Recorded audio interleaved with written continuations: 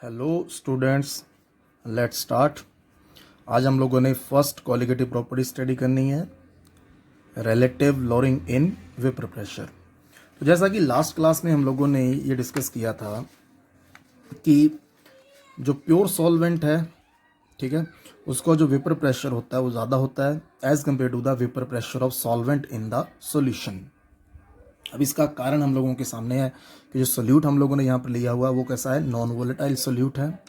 तो बेटा यहाँ पर ये जो वेपर्स बन रहे हैं सॉल्यूशन के केस में, वो जो वेपर्स हैं वो सिर्फ सॉल्वेंट के हैं।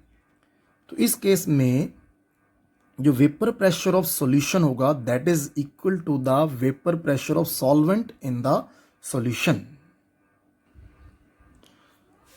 And vapour pressure of solution मैं यहाँ पे डिनोट करूंगा इसको PS for solution. And vapour pressure of solvent in the solution, ये आप लोगों को ऑलरेडी पता है, हम लोग इसको डिनोट करते हैं PA से। Also according to Raoult's law, PA is equal to PA nought into XA। तो इस टर्म को अगर मैं यहाँ पे अप्लाई कर देता हूँ तो क्या बन जाता है मेरे पास, PS is equal to PA nought into XA। मैं क्या करता हूँ, प्रेशर वाली टर्म्स को, ये वेपर प्रेशर वाली टर्म्स को एक साइड में कर लेता हूँ। It becomes PS upon PA nought is equal to XA। Suppose ये मेरे पास इक्वेशन नंबर 1 थी and this is the equation number 2।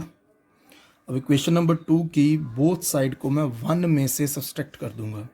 Then it becomes 1 minus PS upon PA nought is equal to 1 minus XA। इसको further हम solve करते हैं, ठीक है। इसको फर्दर सॉल्व करने से जो मेरे पास बनेगा यहाँ पर that is PA nought minus PS upon PA not 1 minus XA। हम लोग को ऑलरेडी पता है कि एक सॉल्यूशन के अंदर जितने भी कंपोनेंट्स प्रेजेंट हैं, जैसे ये हमारा जो सॉल्यूशन है इसमें 2 कंपोनेंट प्रेजेंट है, एक सॉल्वेंट है एक सोल्यूट है, ठीक है। A से हम लोग सॉल्वेंट को डिनोट करते हैं, B से सोल्यूट को। तो जो सॉल्वेंट है उसका जो मोल फ्रैक्शन होगा दैट इज XA, सोल्यूट का मोल फ्रैक्शन क्या होगा XB, that is equal to 1। अब मेरे को अगर यहाँ पे XB कैलकुलेट करना होगा तो दैट इज 1 माइनस XA। तो 1 माइनस XA का यहाँ पे मतलब हो गया कि this is equal to XB। तो ये हमारे पास फाइनल इसका इक्वेशन आती है, PA nought minus PS upon PA nought is equal to XB। XB is the mole fraction of solute, okay. तो PA nought minus PS upon PA nought, PA nought minus PS upon PA nought, it can be also written as PA naught minus PA upon PA naught। क्योंकि PA naught क्या है, PA naught is the vapor pressure of solvent in its pure state and PS is the vapor pressure of solution। and also हमें पता है कि PS is equal to PA। ये starting में हम लोग यहाँ पे डिस्कस कर चुके हैं कि PS is equal to PA, vapor pressure of solution is equal to the vapor pressure of solvent in the solution। तो ये जो टर्म हमारे पास बन के आती है, this term is known as the relative lowering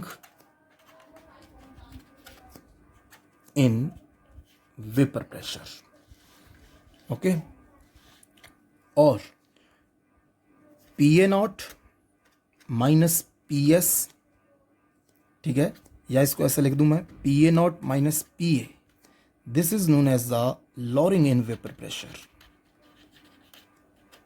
lowering in vapour pressure.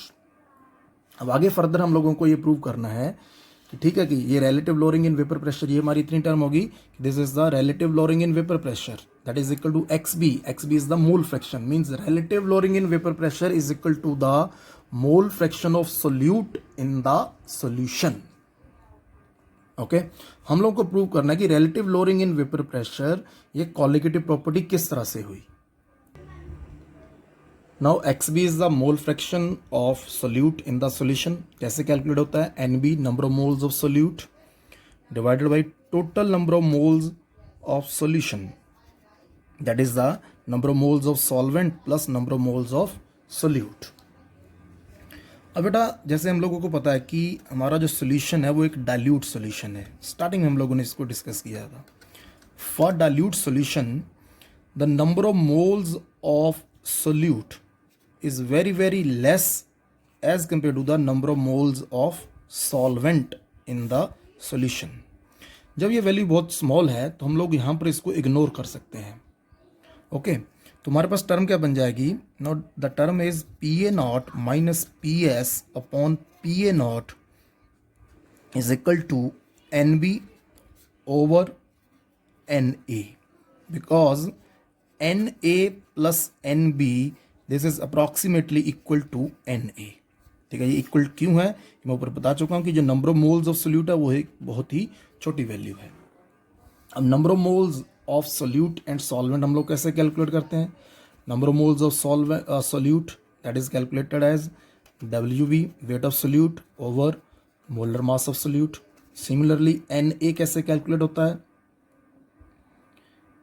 WA over MA. ठीक है, इन टर्म्स को यहाँ पे अप्लाई कर दो. ओके